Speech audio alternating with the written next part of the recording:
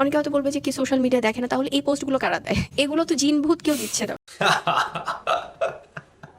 অপু বিশ্বাসকে জিন ভূতের সাথে তুলনা করে হাসি মুখে এই কেমন ঢুকে দেওয়ার ব্যাপারটা তৈরি করে দিল চিত্রনায়িকা বুবলি।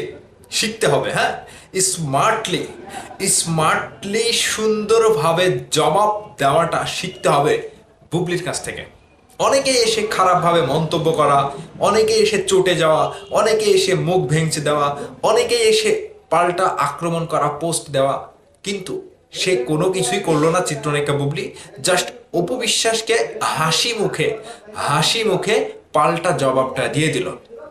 কিছুদিন আগে আপনারা দেখেছিলেন একটি ইন্টারভিউ, অপু বিশ্বাসকে সাংবাদিকরা প্রশ্ন করেছিল যে শাকিব খান আবারও বাবা হতে যাচ্ছে, দ্বিতীয় সন্তানের বাবা, তৃতীয় সন্তানের বাবা হতে যাচ্ছে, বুবলির দ্বিতীয় সন্তান। এটা কি আপনারা জানেন? তপু বিশ্বাস কি বলেছিল? যে কই না তো, আমি তো এগুলো দেখি না, সোশ্যাল মিডিয়াতে আমি থাকি না। তো সেই কথার ভিত্তিতে এবার বুবলি যেভাবে অপু বিশ্বাসকে হাসি মুখে জবাবটা দিল, যে অনেকে এসে বলবে যে হ্যাঁ আমি তো এগুলো দেখি না, পোস্ট টোস্ট করি না, সোশ্যাল মিডিয়া দেখি না, তাহলে এগুলো কারা দেয়? জিন ভূতে দেয়? হ্যাঁ, হাসি মুখে কিন্তু চিত্রনায়িকা বুবলি বেশ মজার ছলে বলেছে। তো এখানে কারণ যেটা ছিল, যে শাকিব খানের দুই স্ত্রী, মানে স্ত্রী বলতে এখন আর স্ত্রী একজন, অপু বিশ্বাস বাদ, এখন বুবলি হচ্ছে স্ত্রী। সেই সময়টাতে যেটা হতো, অপু বিশ্বাস এবং বুবলি পাল্টাপাল্টি পোস্ট দিত।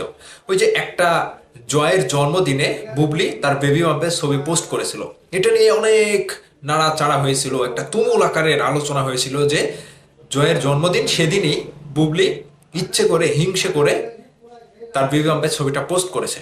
কিন্তু না, বুবলি কালকে সবকিছু খোলাসা করেছে। কারণটা হচ্ছে, জয়ের যেদিন জন্মদিন ছিল তার 2 বছর আগেও বুবলি করেনি, পরপর দুইবার কিন্তু করেনি। মানে জয়ের জন্মদিনের আগেও জন্মদিন গেছে, তার আগেও জন্মদিন গেছে, কই দুবার করেনি। যখন দেখলো যে তার সাথে বারবার এটাই হচ্ছে, তার সন্তানকে সামনে আনা তার প্রয়োজন, কিন্তু আনতে পারছে না, অনুমতি দিচ্ছে না, সেই জায়গা থেকে বাবা দিবসে বুবলি তার বেবি বাম্পের ছবিটা পোস্ট করে দেয়। সেদিন জয়ের জন্মদিন ছিল। এখন জয়কে নিয়ে বুবলির যে মন্তব্য আমি শুনলাম, জয়ের উপরে তার কোনো রাগ নাই, ক্ষোভ নাই, দুইটা ছোট বাচ্চা, অবুঝ বাচ্চা, তার উপরে বুবলি মানে দুজনকেই বুবলি সমান তালে ভালোবাসে। যেহেতু কিড, ছোট বাচ্চা, ওরা অবুঝ, এরা দুনিয়ার পাকচক্কর বোঝে না। তো অপু বিশ্বাস বারবার যে কথাগুলো বলেছে, এক নাগাড়ে বুবলির উপরে দোষগুলো চাপিয়ে দিয়েছে, যে আমি একটা পোস্ট করলে পাল্টা পোস্ট করে বুবলি, আমি এটা করলে বুবলি কপি করে। ও কপি করা নিয়েও তিনি যেটা বলেছে যে আমার ড্রেস কপি করি, আমি এটা কপি করি, ওটা কপি করি। যদি আমার কপি করার এত ইচ্ছা থাকতো, তাহলে আমি একবার হিন্দু, একবার মুসলিম, একবার আওয়ামী লীগ, একবার বিএনপি, একবার জামাত, এগুলো তো করতাম কপি। তো চিত্রনায়িকা বুবলি যে হাসতে হাসতে যে বাঁশটা অপবিশ্বাসকে দিয়ে দিয়েছে, এই বাঁশ আমার মনে হয় না আর যে নতুন করে আর তৈরি হবে। এই বাঁশটা বের করতে অনেকটা সময় লাগবে, ঠিক আছে? এখন অপু বিশ্বাস যারা ভক্তরা রয়েছেন, আপনারা তো জ্বলে পড়ে যাচ্ছেন, বুঝতে পারছি, আপনাদের অ্যাক্টিভিটি দেখে বোঝা যাচ্ছে যে আপনারা জ্বলে পড়ে যাচ্ছেন। কিন্তু না, দিন শেষে যেটা সত্য সেটা মানুন, সেটা মানতে শিখুন, সেটা মেনে নিতে শিখুন, শান্তি পাবেন। এখন অপু বিশ্বাসের ক্যারিয়ারে এমন কিছু ঘটনা ঘটেছে যেগুলো অপু বিশ্বাস করার জন্য নিজেই দায়ী। অপু বিশ্বাস যে আজকে এই যে পাগারে পড়েছে, এই পাগারে পড়ার জন্য অপু বিশ্বাস নিজেই যায়। অতি চালাকের গলায় ধরে বলে একটা কথা আছে, আর অতি রঞ্জিত কোনো কিছু করা কিন্তু ভালো না। ঠিক অপু বিশ্বাস সেই পথেই হেঁটেছে, সেই পথেই নিজেকে মানে পরিচালিত করেছে।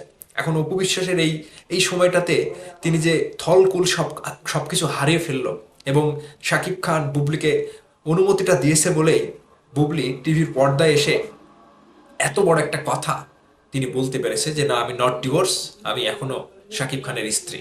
শাকিব খানের সাহস না পেলে বুবলি একা একা কি বলবে? কখনোই বলবে না।